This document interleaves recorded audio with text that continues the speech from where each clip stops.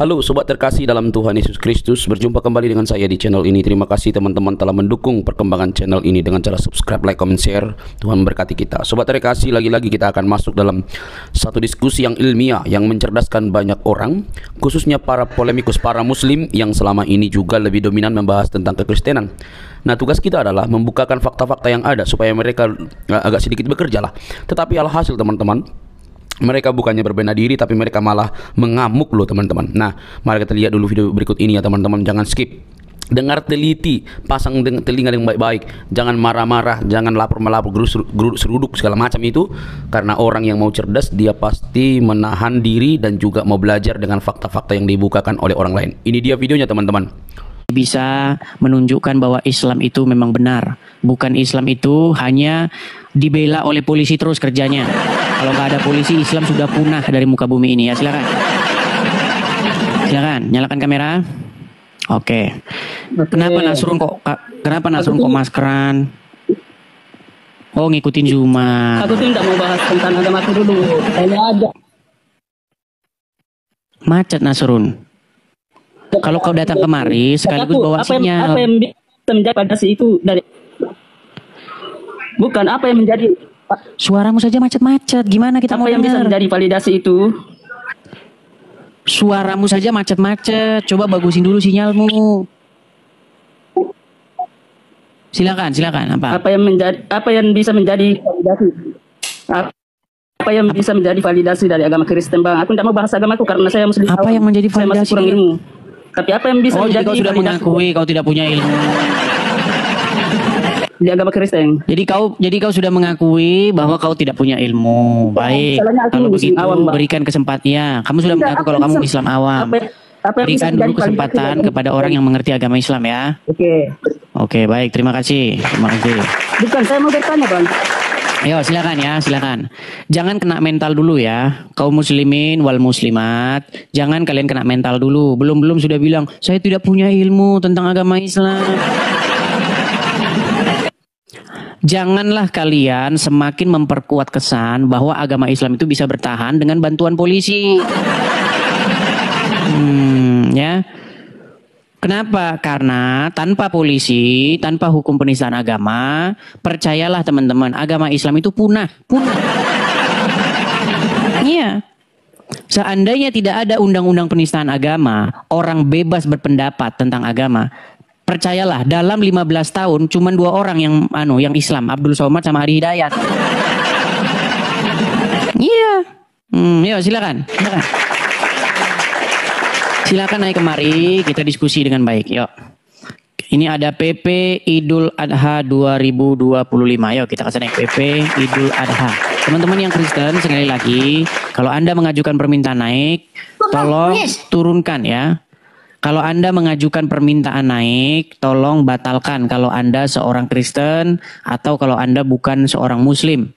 Bagi teman-teman yang sudah mengajukan permintaan naik, ketik 2 supaya Anda saya naikkan kalau Anda seorang Muslim. Ya, tolong teman-teman yang Kristen jangan mengajukan permintaan naik. Oke. Kita kasih naik ada Hermanto. Ya, selamat malam Saudara Hermanto. Saudara Hermanto, selamat malam. Selamat malam. Ya, Bang Hermanto, apakah Anda seorang Muslim? Muslim. Ya, Bang Hermanto, saya berharap kita bisa berdiskusi dengan baik ya. Oke. Saya berharap umat Islam masih bisa berargumen, bukan sikit-sikit lapor polisi, oke? Oke, siap. Oke. Ya, Bang, saya ini seorang Kristen. Sudah lebih dari 100 kali saya membaca Al-Quran. Bahkan saya pastikan tidak ada orang Islam yang lebih ngerti Al-Quran daripada saya. Oh, gitu ya. Kalau Bang Edis berapa ngerti Al-Qur'an berapa tahun? Selama 13 tahun saya sudah 13 tahun. memperdalam Al-Quran, memperdalam Islam.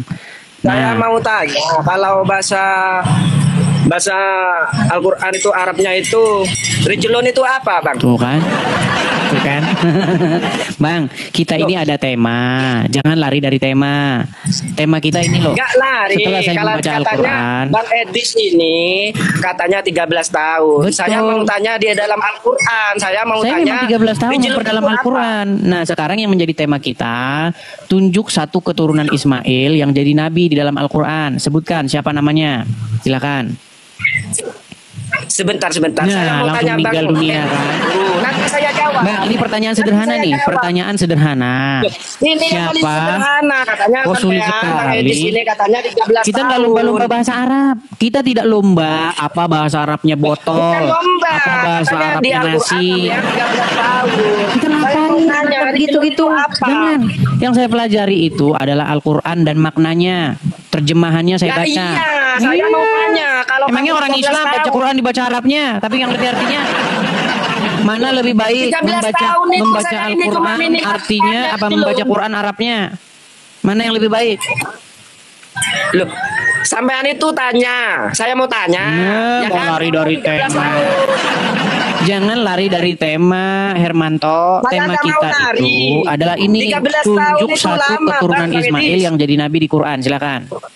13 tahun itu lama. Hajar Iya, Quran itu memang 13 lama. tahun. Makanya saya tanya siapa keturunan Ismail yang jadi nabi di Quran? Nanti saya jawab. Nah. Aku jawab. Iya, saya jawab. Oke, baik ya. Dia gagal menjawabnya. Kita berikan kesempatan kepada muslim yang lain. Yuk, silakan. Ini pertanyaan sederhana ya, sederhana. Karena umat muslim itu sudah latah berbohong dengan mengatakan bahwa ada keturunan Ismail yang jadi nabi di Quran namanya Muhammad. Bohong yang nyata ya. Jadi begini teman-teman, banyak orang Islam itu yang dia itu latah masal. Apa sih latah masal itu? Ikut-ikutan. Ya, ketika ustadznya bilang bahwasanya menurut Al-Quran Muhammad itu adalah nabi keturunan Ismail, umat muslim latah. Yo. Padahal tidak ada di dalam Al-Quran Muhammad itu keturunan Ismail. Dari mana jalan ceritanya? Ya, coba kalau umat muslim itu teman-teman, ini salah satu kebohongan yang dipercaya oleh orang Islam. Orang Islam itu sudah latah masal mengatakan Quran itu lengkap. Quran itu sempurna katanya.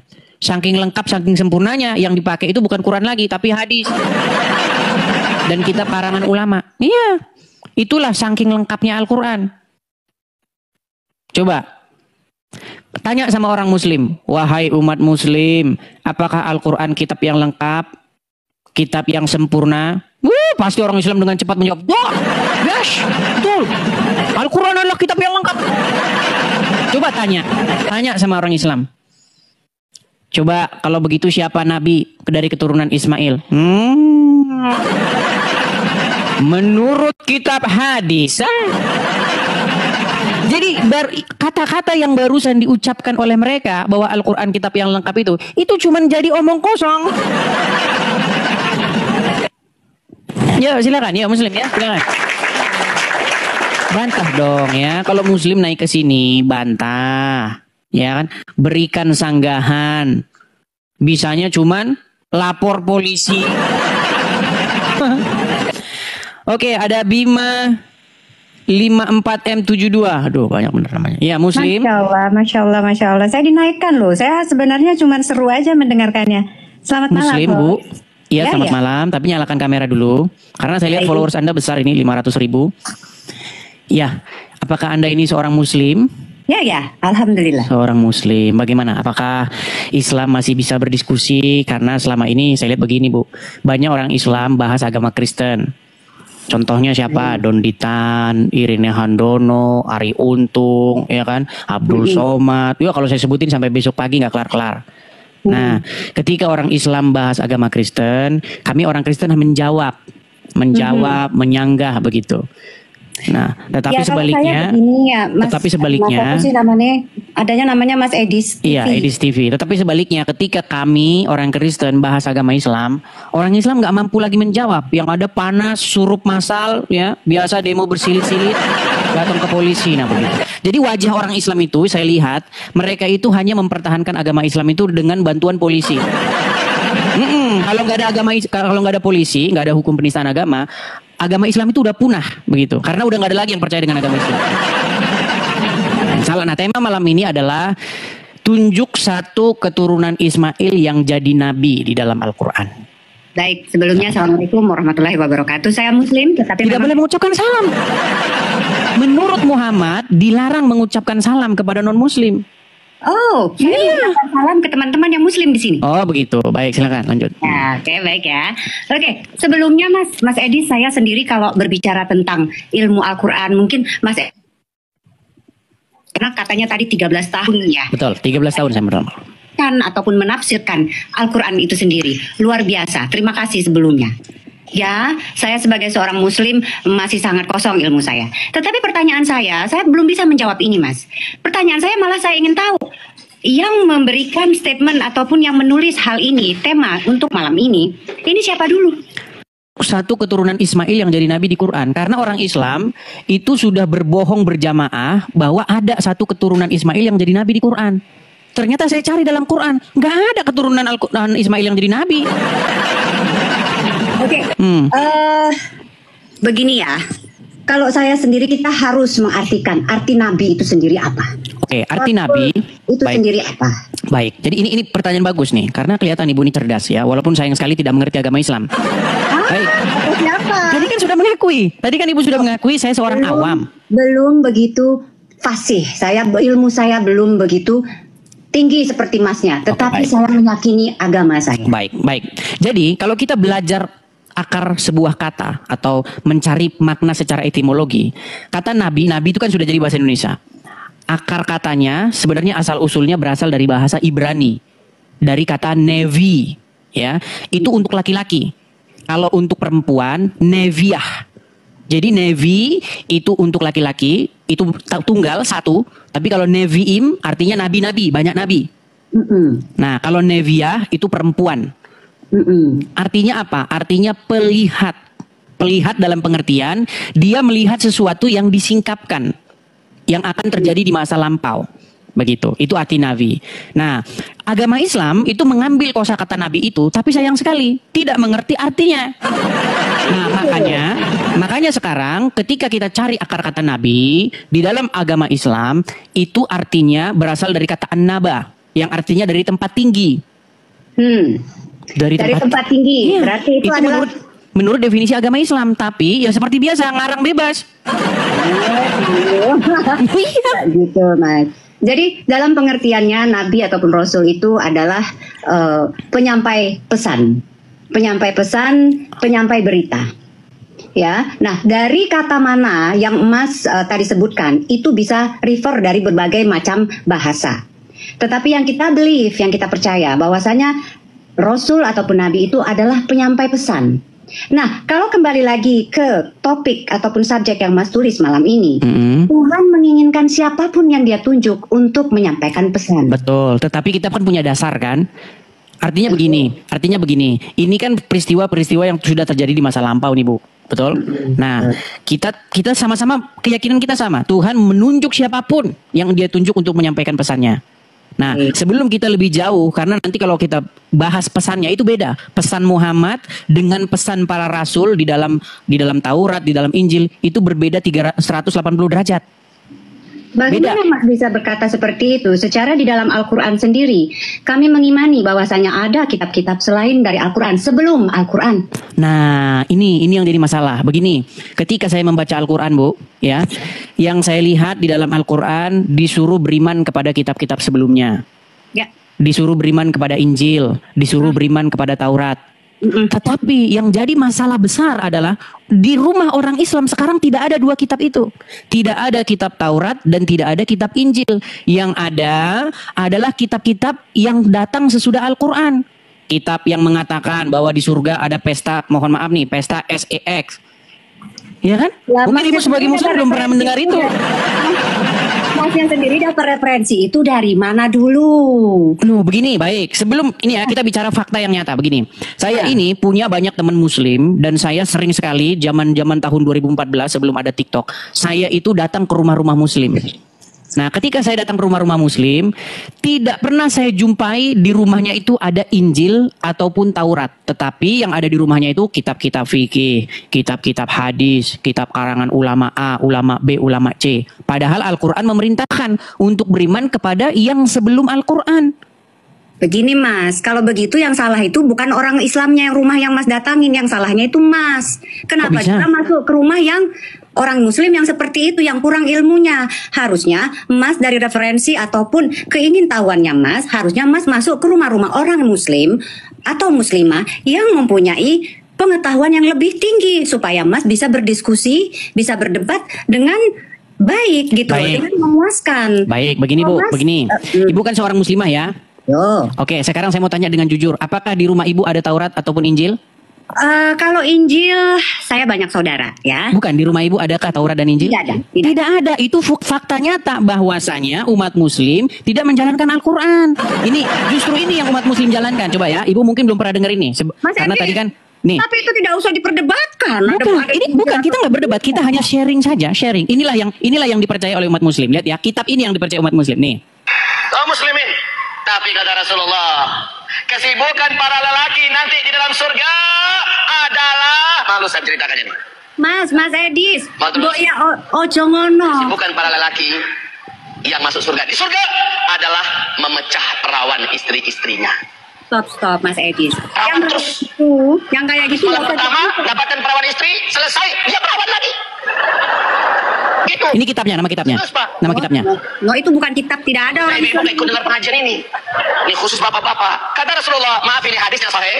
Tolong baca nanti dalam kitab Tamasya ke surga oleh Syekh Ibnul Qayyim Al-Jauziyah. Judul aslinya adalah Hadil Arwah ila Biladil Afrah. Rasul berkata, maaf, zakar laki-laki ketika dia berdiri karena syahwat selama 70 tahun berdirinya. Yes. Nah, makanya di dalam rumah orang Islam yang ada kitab tadi, Tamasya ke surga, kitab Syekh ini, kitab Syekh itu. Coba di rumah umat muslim ada Taurat dan Injil. Pasti umat muslim tidak seperti yang tadi itu.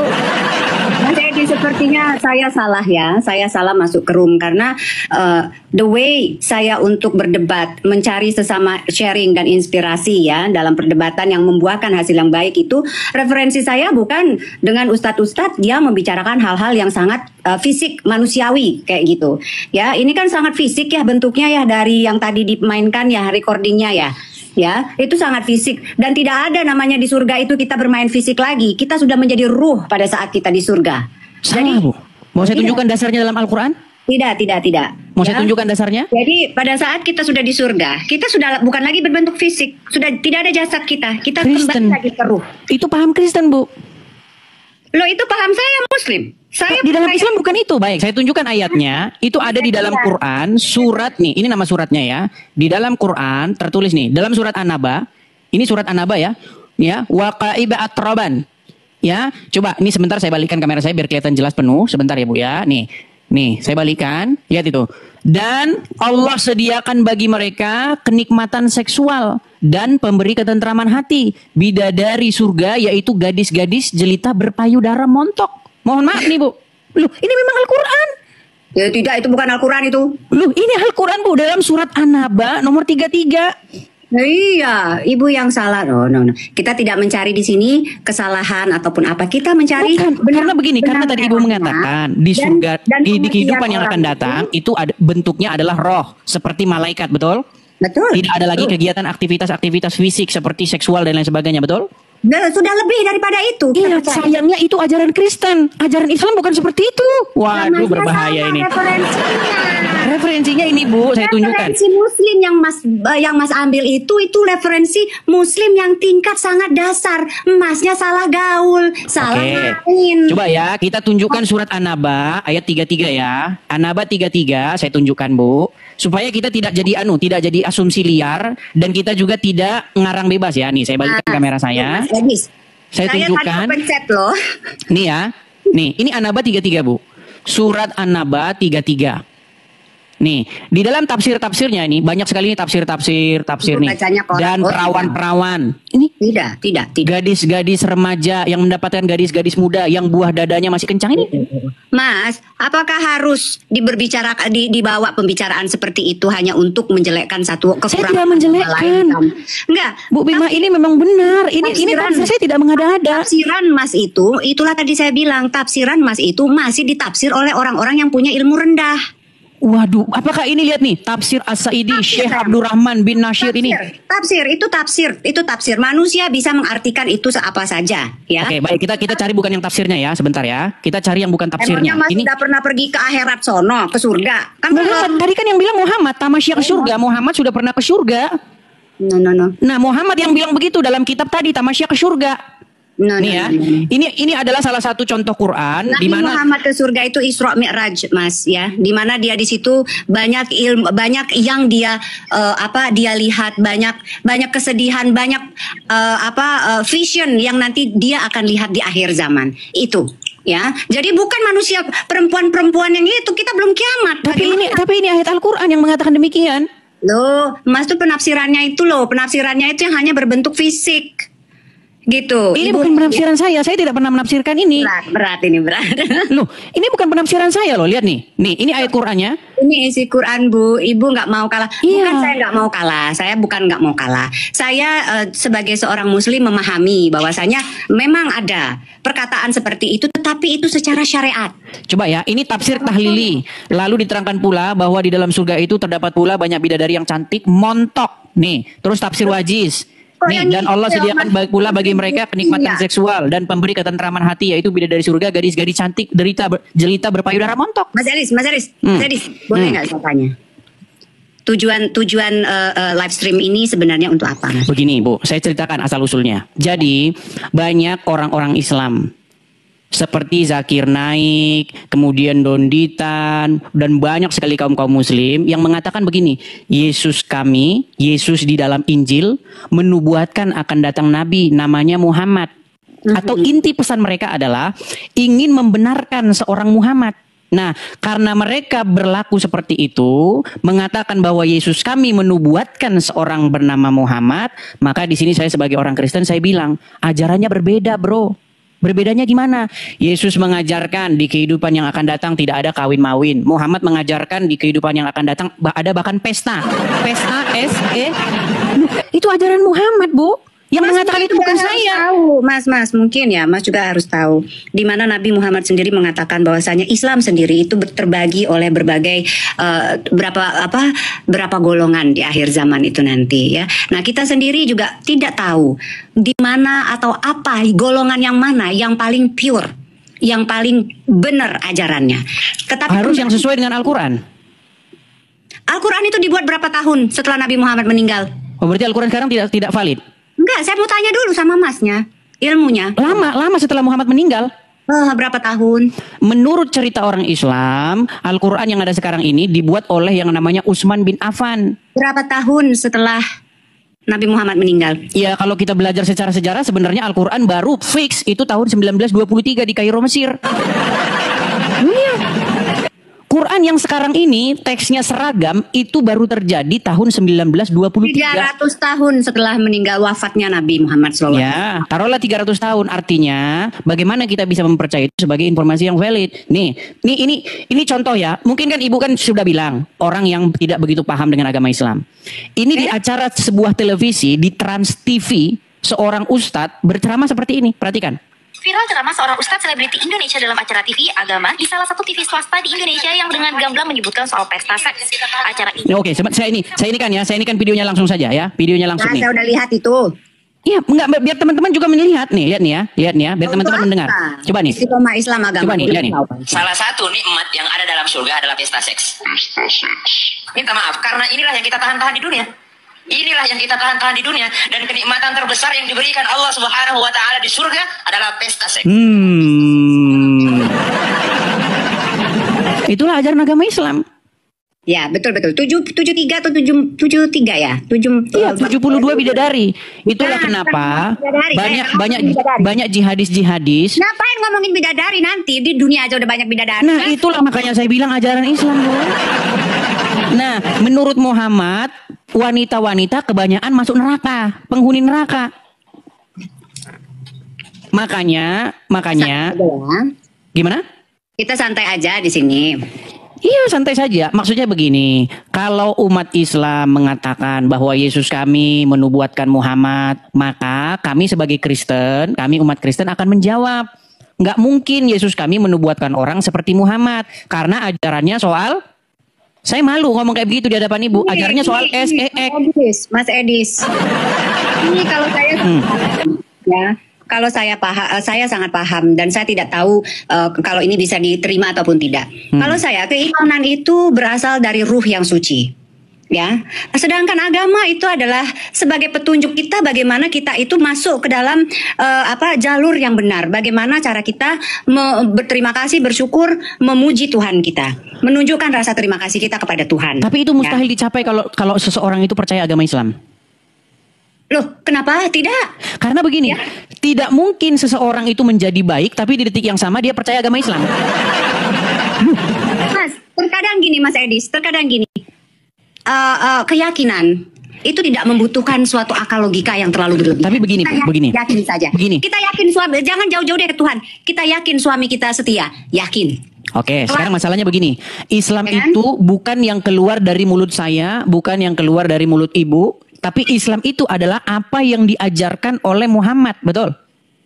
Mas, Nabi Muhammad itu adalah panutan. Iya, Islam adalah apa yang diajarkan oleh Muhammad, betul? Apapun yang dia lakukan. Nah, yang dia lakukan ini kan dilihat dari berbagai macam pandangan.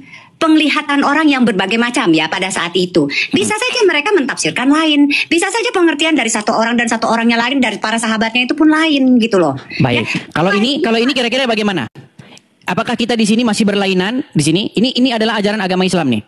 Makanya saya tadi bilang, mustahil seseorang itu menjadi orang baik, tapi di detik yang sama dia Islam. Statement siapa itu? Itu statement saya.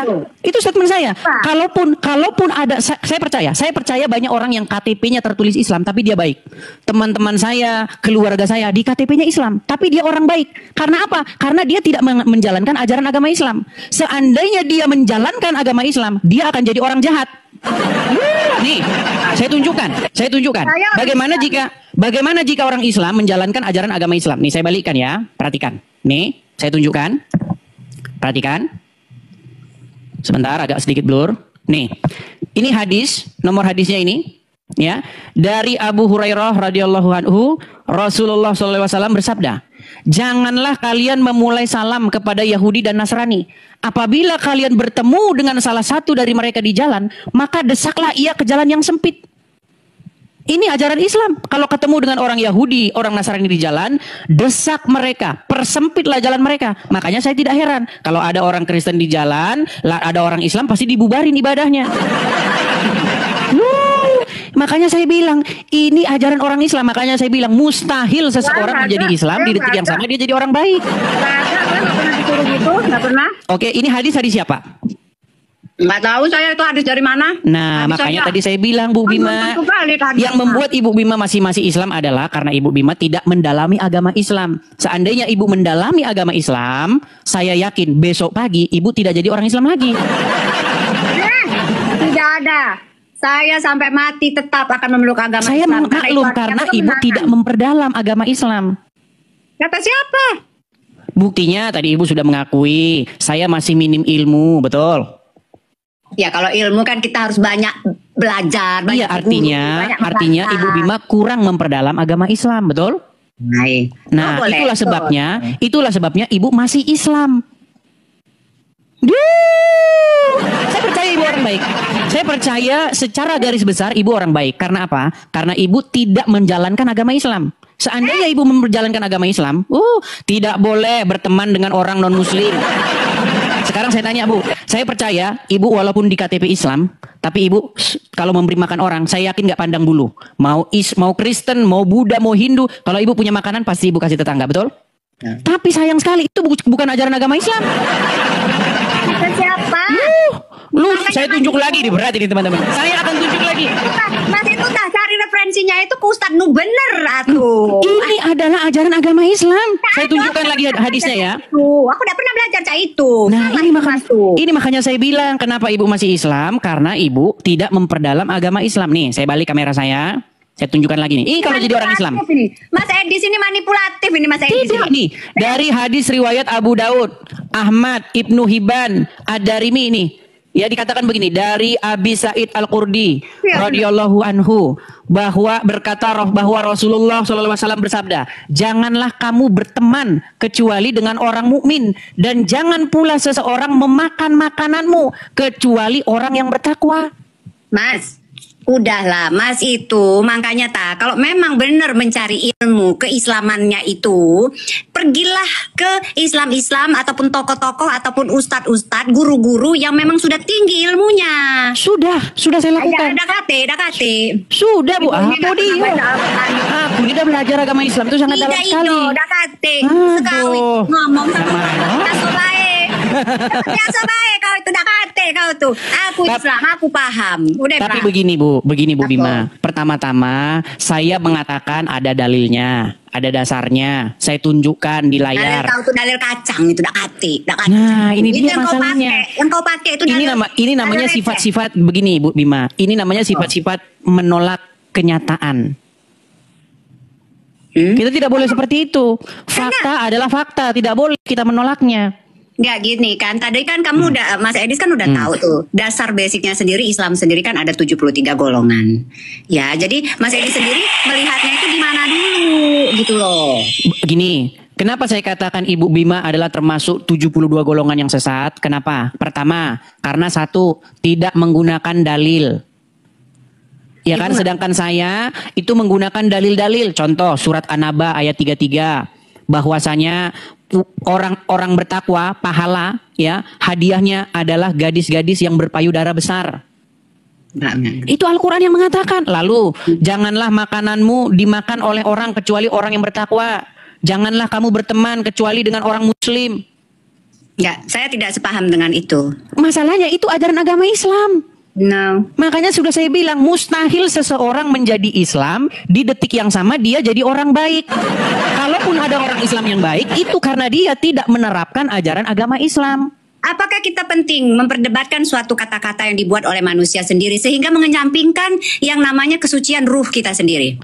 Sekarang, apakah saya mengatakan sesuatu yang saya katakan sendiri? Apakah itu yang tertulis di dalam literatur agama Islam? Dibuat oleh siapa? Bukankah Anda... Oke, sekarang saya tanya. Ibu percaya nggak bahwa Al-Quran itu firman Allah? Saya percaya Al-Quran. Tetapi kalau yang tertulis di dalam An-Naba 33 tadi apa? Nah, itulah makanya ditafsirkannya itu dari berbagai macam perspektif, Mas. Ini tidak penafsiran. Wakaiba atroban. Artinya adalah gadis-gadis yang berpayudara menonjol. Mas Edis itu terlalu cetek pemahaman tafsiran dari Al-Quran itu sendiri. Secara gini, Mas, kalau kita itu ibaratnya sudah menjadi ruh, apakah masih kita pandang itu yang kayak gunung-gunung apa tadi Mas? Nah, itulah ajaran agama Kristen. Nih, ada satu dialog antara Yesus dengan orang-orang Saduki. Jadi ada satu sekte dalam agama Yahudi yaitu orang-orang Saduki. Orang-orang Saduki itu tidak percaya dengan kebangkitan orang mati. Kalau orang sudah mati, sudah selesai hidup ini, nggak ada kebangkitan. Nah, orang-orang Saduki dalam tanda kutip mereka mengejek Yesus dengan pertanyaan begini. Guru adalah seorang wanita. Dia memiliki suami, kemudian suaminya meninggal. Nah, kemudian dia mengambil suami lagi, suaminya meninggal lagi, mengambil lagi sampai 7 kali. Lalu perempuan itu pun mati. Pada hari kebangkitan nanti, siapakah yang menjadi suami dari perempuan itu? Sebab dia telah bersuamikan 7 orang. Apa kata Yesus? Kamu betul-betul sesat. Karena pada waktu hari kebangkitan, orang tidak kawin dan dikawinkan, melainkan hidup seperti malaikat di sorga. Orang tidak kawin lagi, tubuhnya tidak membutuhkan lagi makanan untuk bisa hidup, tetapi dibangkitkan dengan tubuh yang baru. Nah, sedangkan di dalam ajaran agama Islam, lanjut. Loh, bahkan ada ceramah dari satu ustazah, ceramahnya sangat viral dan fenomenal. Apa dia bilang? Di hari surga besok, Bu, ya, jangankan pangeran-pangeran, suami orang pun tidak apa-apa. Itu ajaran ustazah yang sangat viral. Mungkin mungkin sebenarnya yang harus jadi ustazah itu saya kali ya. Nah makanya coba tanggapi dulu itu ustazah yang lagi viral. Dia bilang apa? Jangankan pangeran, kata dia, dengan logat Minangnya. Jangankan pangeran, suami orang pun nggak masalah kalau mau. Itu surganya Islam. Turunin bang, bosen katanya. Udah disuruh-suruh saya. Gimana kira-kira? Boleh kita lanjut lagi besok atau bagaimana? Oh, nggak masalah. Saya tadi juga sebenarnya agak menarik sih ilmu ini ya, sharing ini gitu kan, debat ini gitu kan. Tetapi yang ingin saya sampaikan di sini, kalau saya sendiri secara pribadi ya Mas ya, banyak juga yang menghujat saya karena saya tidak menggunakan hijab ya, ataupun saya memakai hijab. Bagus, hijab itu tidak ada dalam Al-Quran. Nggak ada, hijab itu tutup kepala, nggak ada. Saya 13 tahun memperdalam agama Islam. Ya, 100 kali lebih saya membaca Al-Quran. Tidak saya temukan pengertian hijab itu artinya tutup kepala. Yang dihijabi itu ini, dada ke bawah. Karena zaman dulu perempuan-perempuan itu tidak pakai atasan, mohon maaf, tidak pakai atasan. Lalu Umar punya ide, Umar bin Khattab, sahabatnya Muhammad punya ide, berkata begini, wahai Rasulullah, bagaimana kalau istri-istrimu ini dihijabi? Hijab itu artinya penutup badan, bukan penutup kepala. Hijab sebagai penutup kepala itu. Mas Edi, saya bilang di dalam agama saya sendiri pun, dalam agama sebagai seorang muslimah ya, saya juga sebenarnya agak-agak sedikit ingin membuka gitu ya untuk pemahaman teman-teman ya. Ternyata di dalam Muslim sendiri saling menjatuhkan dengan hijab itu sendiri pun itu juga luar biasa pressure-nya, tekanannya gitu ya. Karena saya juga terkadang menggunakan kerudung ataupun kadang tidak gitu kan. Ini apa toh? Apa iki? Gip itu, gip. Gip, oh kemasnya? Terserah, ada ke siapapun dia mau ngasih. Nih, ini saya kasih tunjuk ya. Bagaimana zaman-zaman dulu, saya tidak tahu. Saya tidak tahu ya. Mungkin ibu kelahiran tahun berapa saya nggak tahu. Nih, ini adalah wanita-wanita zaman dulu. Nggak ada orang pakai jilbab zaman dulu. I know. Nih, apakah gini? Menjadi pertanyaan begini, apakah dulu orang Islam tidak pernah baca Quran? Ini wanita-wanita Indonesia zaman dulu, tahun 90-an. Nggak ada orang pakai jilbab. Nggak ada. Bahkan zaman dulu saya masih ingat, zaman saya masih SD, masih kecil, kalau ada orang pakai jilbab, kami kira itu kuping besar sebelah. Zaman saya masih kecil, ngelihat orang berjilbab itu, kami merasa heran. Kenapa itu kepala ditutup-tutupin? Karena kami pikir dulu, telinganya itu entah sompal, entah gimana. Nih, orang zaman dulu nggak ada jilbab-jilbaban tuh, mana? Nggak ada. Nih, ada ini zaman sekarang, nih modern. Ini zaman sekarang, SMA zaman sekarang. Zaman dulu nggak ada jilbab-jilbaban. Kalau nggak percaya lihat zaman dahulu. Bagaimana dulu ya, saya masih ingat zaman sekolah. Emang Mas Edi sini lahir tahun berapa? Saya umur saya sekarang belum ada masih 35 lebih dikit. Masih muda lah. Saya aja udah umur 49, 48. Iya, ibu mirip artis soalnya. Mirip siapa? Saya lupa. Jadi gini, zaman saya sekolah, zaman saya masih SD, saya masih ingat foto-foto di buku saya dulu. Nah, Ita Purnamasari, Novia Kolopaking, Desir Nasari, siapa lagi? Pokoknya foto-foto artis zaman dulu nggak ada pakai jilbab. Jilbab itu adanya dari tahun 2015 ke sini. Itu pun yang promosi pakai jilbab harus pakai jilbab, tukang penjual jilbab. Istrinya ustadz di pondok pesantren. Mereka yang gembor-gemborkan pakai jilbab biar laku dagangannya. Iya. Mas, kalau saya yakin ya, yang namanya kita percaya, kita bertakwa, itu terkadang tidak perlu menggunakan logika yang terlalu berlebihan. Percaya saja.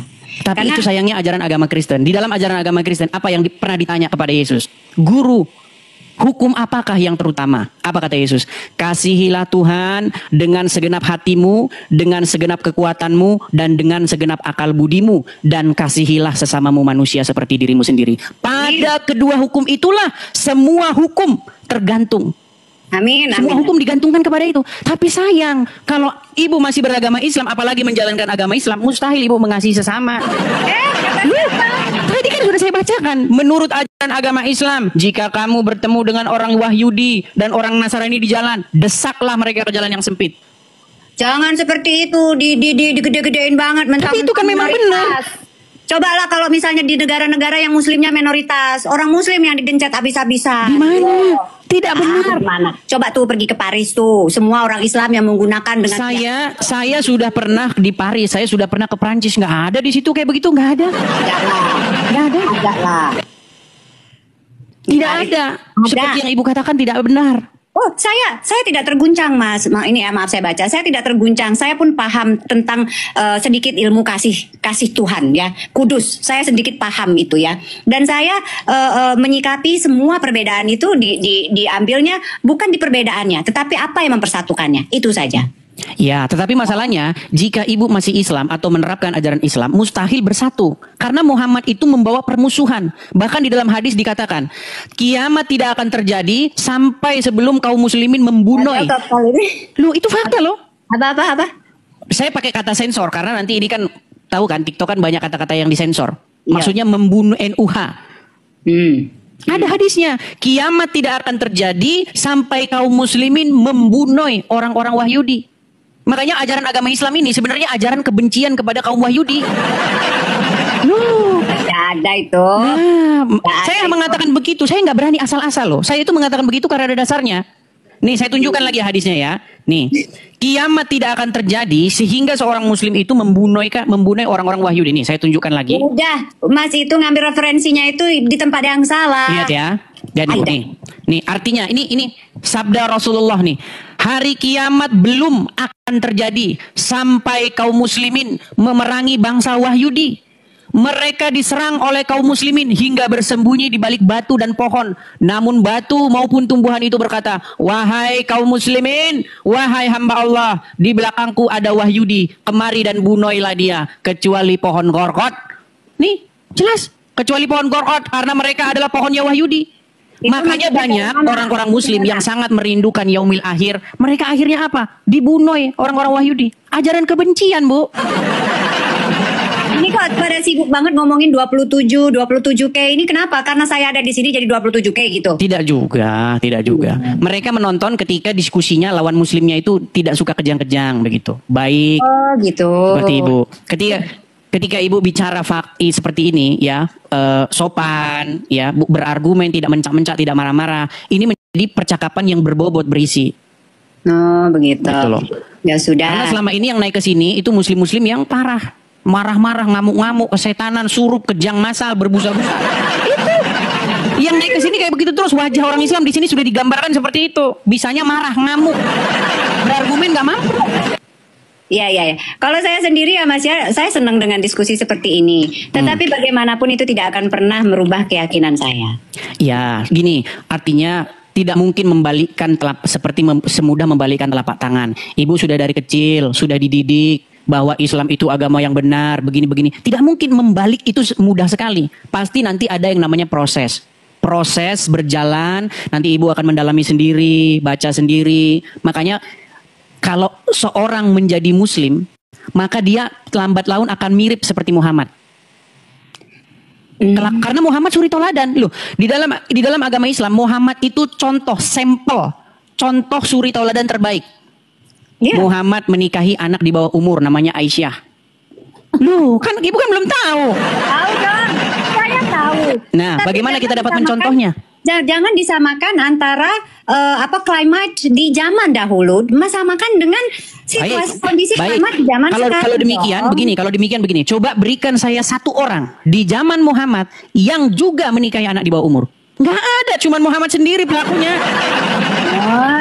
No. Tradisi di sana memang sudah, bahkan sebelum lahir pun kadang-kadang sudah dinikahkan, Mas. Tidak ada. Saya sudah membaca referensi, saya membaca literatur. Sahabat-sahabat Muhammad, para tabiin, nggak ada yang menikahi anak di bawah umur 6 sampai 7 tahun, nggak ada. Cuman Muhammad. Nah, sekarang gini, pada saat Nabi Muhammad Rasul itu takutnya menggauli istrinya di usia berapa istrinya? Menurut hadis itu 9 tahun. Dinikahi umur 6 tahun dan digauli pada waktu berumur 9 tahun. Nah, 9 tahun itu zaman dulu, Mas. Bapak saya umur 14 tahun udah jadi tentara. Ya, apakah dia menggauli anak umur 6 tahun? 9 tahun? No, you don't get what I mean ya. Bapak saya 14 tahun udah jadi tentara di zaman perang. Iya, ya? Pada zaman saya tahu, pada zaman Jepang, pada zaman Belanda, karena tidak punya tentara, kita itu kekurangan tentara, makanya pasukan-pasukan yang waktu Nippon datang, mereka mengerahkan pemuda-pemuda dari umur 14 tahun pun sudah dikerahkan jadi tentara. Pasukan peta itu. Saya itu kan ingin menyamakan pada saat itu usia 12 tahun di dulu dan di zaman sekarang itu beda. Iya, kalau 12 tahun. Tapi ini 9 tahun. 9 tahun tuh kelas 2 SD. Lu tadi Mas sendiri yang bilang Sedangkan umur 12 tahun itu udah kelas 6 SD. Tadi Masnya bilang digauli itu di usia 12 tahun. Bukan, 9 tahun. Aisyah digauli oleh Muhammad ketika Aisyah itu bermain-main boneka. Makanya saya bilang betapa gawatnya dunia ini kalau orang mencontoh Muhammad. Loh, saya bilang fakta loh, tapi ketika saya mengatakan fakta begini, umat Islam marah dengan saya. Coba, jika ada seorang laki-laki berumur 55 tahun menggauli anak umur 9 tahun, dijemput polisi, Bu. Datang. Unit PP ini, perlindungan anak. Ya sudahlah, Iya. itu kan zaman dahulu, Mas. Nah, makanya saya bilang begini, Bu. Yang harus dijadikan contoh suri tauladan itu haruslah Yesus, supaya hidup kita itu benar dan baik. Makanya menjadi Kristen itu kuduslah kamu sebab aku kudus. Sedangkan menjadi seorang Islam menjadi seperti Muhammad. Betapa bahayanya kalau orang jadi seperti Muhammad. Aku diperintahkan untuk memerangi manusia sampai mereka harus. Loh, ada hadisnya. Ada hadisnya loh. Kalau enggak darah dan harta mereka tidak terpelihara. Mas itu kata udah 13 tahun baca Al-Quran. Masa tidak menemukan keindahan dari situ? Ketika saya dengar dari umat muslim yang awam-awam, yang unyu-unyu, memang begitu. Islam itu indah, rahmatan lil alamin. Casingnya. Tapi ketika saya dalami, nih saya kasih contoh lagi ya. Nih, jikalau seorang muslim mencontoh Muhammad, inilah yang terjadi, Bu. Lihat ya, perhatikan nih. Di dalam Sunan At-Tirmizi nomor sekian-sekian nih, 2531. Apa dikatakan di sini nih? Perhatikan ya. Nih, Rasulullah Shallallahu Alaihi Wasallam bersabda, saya diperintahkan untuk memerangi manusia hingga mereka mengucapkan tidak ada Tuhan yang berhak disembah selain Allah. Apabila mereka mengucapkannya, maka mereka telah menghalangiku untuk menumpahkan darah dan merampas harta mereka. Nih, kalau orang nggak ngucapin syahadat sama Muhammad, darah dan hartanya tidak terpelihara dari Muhammad dan para pengikutnya. Ini hadisnya, saya tidak menghada-ngada loh. Ini semua dalilnya ada ketika saya berbicara. Saya tidak berpijakan pada hadis 100%, Mas. Nah, berarti ini yang saya bilang sulit. Tapi tidak apa-apa, itu proses kok. Saya tahu itu proses. Proses apa? Proses meninggalkan agama Islam. Iya, karena memang pada akhirnya nanti kalau kita betul-betul mendalami, nanti kita waktu tidur malam-malam pikirkan sebenarnya kita ini mau kemana, dari mana asal usul manusia ini, kemana manusia ini pergi, ya kan? Ya, kalau saya sih punya keyakinan bahwasanya saya ini dari ruh itu adalah dari Tuhan dan akan kembali ke Tuhan. Dan di dalam agama Islam tidak boleh sembarangan berbicara tentang ruh. Bahkan Muhammad tidak diberikan pengetahuan tentang ruh. Saya tunjukkan. Ada dalilnya di dalam Quran. Mana dulu, Aidah. Udah, Mas itu belajar Islam mana dulu? Islam cetek, Mas dalamin terus Mas cari perbedaan-perbedaannya. Samano. Baik. Saya ketika berbicara itu tidak asal-asal berbicara. Di dalam Quran surat Al-Isra ayat yang ke nih. Saya balikin ya kamera saya. Saya balikin lagi kamera saya. Ini kalau saya ngomong tuh ada dalilnya semua. Tidak pernah saya asal-asalan ngomong. Nih. Saya perbesar dulu. Nih, dan mereka bertanya kepadamu Muhammad tentang ruh. Katakanlah, ruh itu termasuk urusan Tuhanku, sedangkan kamu diberi pengetahuan hanya sedikit. Orang Islam nggak tahu tentang ruh. Itu Islam mana dulu? Ini Al-Quran, surat Al-Isra. Mas, di dalam Al-Quran itu sendiri dikatakan bahwasanya pada saat nanti kita kembali, kita itu akan berupa ruh. Tidak ada ayat yang demikian. Yang ada adalah Muhammad diberitahu kalau ada orang bertanya tentang ruh kepadamu, bilang aku tidak diberi pengetahuan melainkan hanya sedikit. Nah terus manusia itu menurut Mas punya nyawa itu apa? Nah di dalam ajaran agama Islam tidak diajarkan seperti itu. Yang ada itu di dalam ajaran agama Kristen. Aduh. Nggak ada, aduh. Tapi kita jadi kejauhan ini bahasan kita ini. Tapi intinya masa sih? Gimana? Nyarinya itu referensinya itu di tempat yang benar, jangan di tempat yang cuma cetek-cetek gitu ilmunya. Oke, di mana saya harus memperdalam agama Islam? Abdul Somad sudah saya undang datang kemari. Pak Abdul Somad, jangan biarkan umat Muslim setiap hari di sini menjadi menjadi samsak hidup. Pak Ustadz Adi Hidayat, tolong datang kemari. Ayo diskusi dengan saya. Naik ke komal saya. Datang ke sini cukup dengan memencet tombol di HP Anda. Anda sudah datang ke sini. Tidak perlu repot-repot. Saya tahu Abdul Somad gak soalnya ke Singapura aja dia ditolak. Abdul Somad tuh ke Singapura aja dia ditolak, tidak diterima. Masa cari misalnya apa namanya kajian-kajian yang sudah lebih tinggi kali ya ilmunya itu di makrifat, kajian makrifat dan lain sebagainya. Jadi bukan hanya sekedar syariatnya aja yang kita baca, yang kita ikutin, repot. Justru kalau kita mengikuti makrifat Islam yang golongan Islam Sufi, nih saya akan tunjukkan apa kata orang-orang Islam. Nih sebentar ya, sebentar. Nih ini kata orang Islam. Ketika kita memperdalam agama Islam, lihat, saya tunjukkan lagi ajaran agama Islam kalau orang-orang sudah memperdalam agama Islam ya. Sabar sebentar. Nih, saya tunjukkan. Ini adalah ajaran orang-orang Islam yang sudah memperdalam agama Islam. Saya tunjukkan ya. Nih, bagaimana umat Muslim ketika sudah memperdalam agama Islam, dia akan mengatakan bahwa Muhammad itu adalah Allah. Iya, Muhammad itu adalah Allah. Oh ya? Iya. Sebentar ya. Sebentar gimana? Nih, saya tunjukkan. Nih, lihat, dengarkan. Muhammad itu juga yang bernama Allah. Allah namanya Muhammad wujud. Jelas? Ya. Bukan Muhammad jadi Allah. Allah itu cuma nama. Wujudnya itu adalah Muhammad. Rupanya jadi insan itu sebenarnya Muhammad. Muhammad itu sebenarnya wujud Allah. Wujud Allah. Asal. Ini asal di 3 in 1. Asal keluarnya. Mas Edis. Oke. Terima kasih banget. Sama-sama, Bu. Apa itu namanya? Sudah tadi mengaccept ya. Dan ya semoga gini deh Mas Edis, kalau boleh saya titip, lebih baik kita mengedepankan kesamaan, jangan seharusnya itu yang saya ingini, supaya Islam bahas agama Islamnya, Kristen bahas agama Kristennya. Tapi yang terjadi orang Islam bahas agama Kristen terus. Ya. Oke. Semangat ya. Oke Mas Edis. Terima kasih Bu Bima. Selamat malam. Selamat malam. Ya itulah teman-teman ya. Ketika Anda naik ke sini bagus, baik, saya akan tanggapi. Tapi orang Islam datang ke sini marah, kejang, emosi, suruh. Ya teman-teman ya, sudah ada 28.000 orang menonton secara langsung di TikTok saya ya. Silahkan. Saya mengundang orang-orang Muslim yang memiliki ilmu atau kapasitas untuk membahas agama Islam. Jangan yang datang ke sini cuman marah, ngamuk, kejang, suruh. Kalau mau ngamuk, kejang, suruh, tempatnya di Monas. Pakai baju daster sono di Monas, demo. Di sini tempat orang belajar. Yuk, silakan. Ya, teman-teman Muslim. Aduh, tapi sayang ini saya harus ada kegiatan.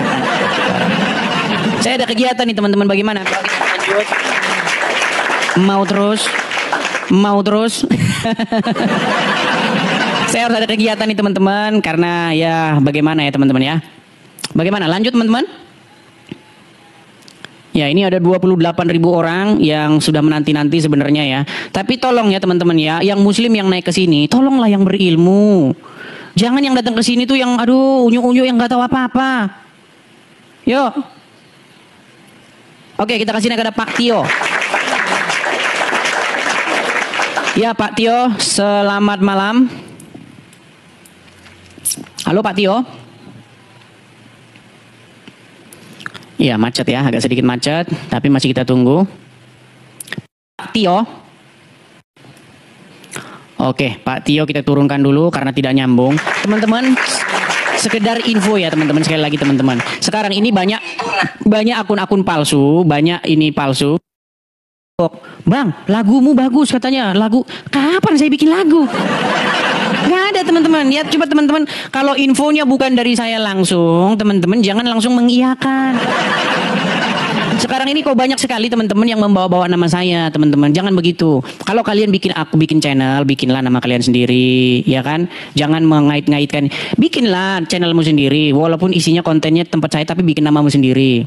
Ada lagu, dibilang katanya saya nyanyi. Kapan saya nyanyi? Kalaupun ada kemarin itu nyanyi yang waktu saya mengusir orang yang datang ke sini. Tapi itu pun musiknya ditambahin orang. Ada Muslim datang ke sini marah-marah. Kemudian saya nyanyiin dia, "Pergilah kau setan." Nah itu saya yang bikin memang. Tapi musiknya ditambahin orang. Begitu teman-teman ya. Oke lah teman-teman ya, karena juga saya ini mau ada kegiatan teman-teman, jadi saya rehat sejenak. Mudah-mudahan nanti kita bisa lanjut kembali ya teman-teman ya. Sayang sebenarnya ya 25.000 orang, 29.000 orang, tapi nggak apa-apa, kita lanjut lagi. Karena memang siaran itu ada batasnya, ada waktunya ya. Kita lanjut lagi. Baik teman-teman terkasih, kira-kira apa respon teman-teman ketika mendengarkan diskusi yang lumayan hangat barusan? Berikan tanggapan teman-teman di kolom komentar. Sudah saatnya para Islam, para polemikus, para ustadz itu lebih berbenah diri mengenai keyakinannya. Jangan terlalu sibuk membahas tentang kekristenan, jangan terlalu sibuk membahas tentang Alkitab yang bukan kitab sucimu. Kerjaan mereka kan di setiap channel mereka adalah membahas kekristenan, seolah-olah mereka lah yang paling berhak dan paling paham tentang Alkitab, lalu mereka membuat itu di dalam setiap hal yang mereka lakukan.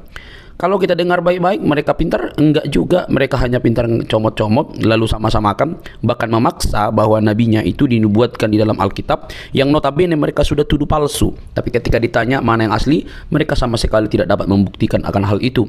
Maka disebutkan mereka jago bernarasi tapi tidak bisa membuktikan narasi itu benar. Itu seperti orang yang bermain-main saja gitu ya, bermain saja tapi dianggap benar gitu. Anehnya pernyataan-pernyataan mereka itu dipercaya banyak orang yang mungkin juga sama-sama buta ya.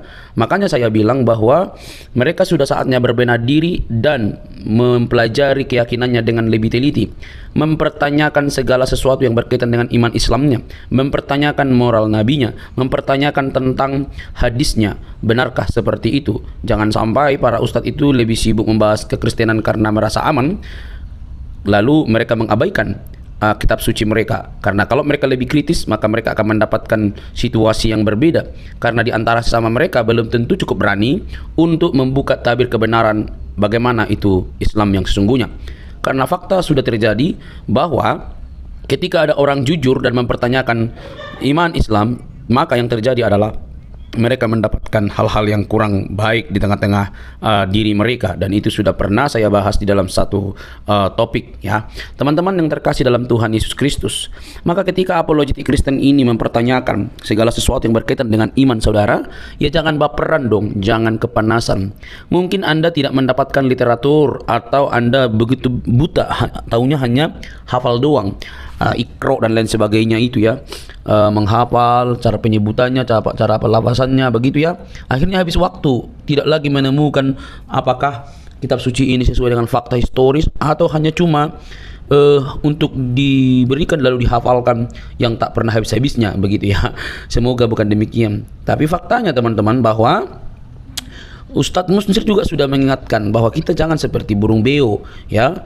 Kita suka menghafal tapi kita senang berbahasa Arab tapi kita tidak mengerti artinya, kan itu celaka teman-teman. Nah, lewat kehadiran apologetik Kristen ini kiranya dapat membenahi diri kalian supaya lebih melihat apa yang harus kalian pelajari dan bagaimana iman Anda yang sesungguhnya. Jangan sampai kalian itu sibuk sekali mencari dan menunjuk kesalahan-kesalahan dalam kitab suci orang yang sebenarnya tidak ada kesalahan di dalamnya. Semua hanya halusinasi yang kalian tampilkan, tetapi itu cukup dianggap benar oleh para pengikut kalian yang juga sama-sama mungkin buta. Oke teman-teman, saya berharap ini menjadi PR bagi teman-teman. Ingat, Yesus Kristus Tuhan kami itu dia mati dan bangkit. Dia tidak hanya mati, tapi dia bangkit dari kematian untuk menunjukkan kemenangan sejati atas kuasa dosa. Dosalah yang membuat manusia binasa.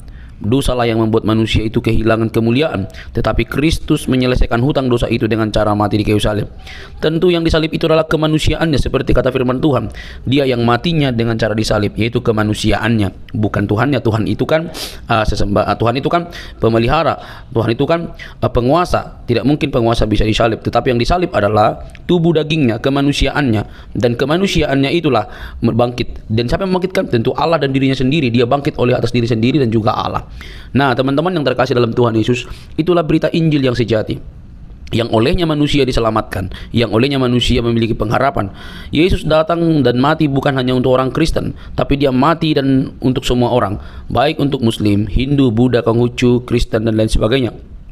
Dia mencari manusia, bukan mencari membuat orang menjadi pelaku agama, tetapi menjadi pengikutnya dan menjadi murid-muridnya, murid-murid yang belajar dari dia dan mempraktekkan apa yang dikatakannya. Dia tidak mendirikan agama, dia mencari jiwa yang terhilang. Dia menyatakan keselamatan dan siapa yang percaya kepadanya diselamatkan.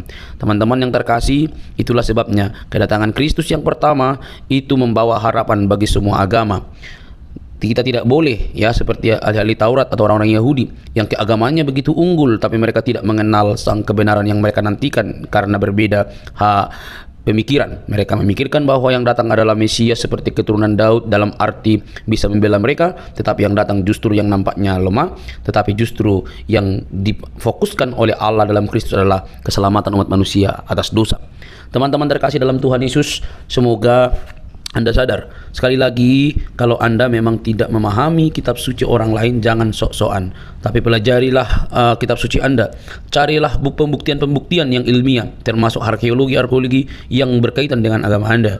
Jangan sampai Anda didapati buta, tidak bisa mempertanyakan iman Anda. Mengutip salah satu perkataan dari Profesor Buya Sakur, beragama itu seperti memegang bara. Dipegang salah, dilepas salah. Jangan takut murtad, kata dia. Teman-teman terkasih, semoga video ini mencerdaskan kita. Ingat, Yesus berkata dalam Injil Yohanes 3:16, karena begitu besar kasih Allah akan dunia ini berarti semua manusia, sehingga ia telah mengaruniakan anaknya yang tunggal, supaya setiap orang yang percaya kepadanya tidak binasa, melainkan beroleh hidup yang kekal. Hidup kekal di dalam Kristus Yesus. Percayalah, biarlah keselamatan itu kalian terima dan kalian diselamatkan. Sampai ketemu di video selanjutnya. Jangan lupa untuk men-share video ini dan mendukung seluruh apologetik Kristen supaya berkiprah melalui media sehingga ada banyak orang yang dicerdaskan di zaman internet ini. Tuhan memberkati. Ada kerja aku kabut katanya.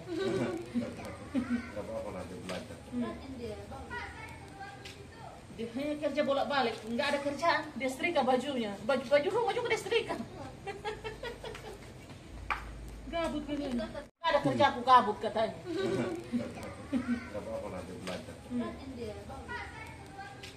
Dia hanya kerja bolak-balik, nggak ada kerjaan. Dia setrika bajunya, baju rumah juga dia setrika. Gabut kan ini. Ada kerja aku kabut katanya.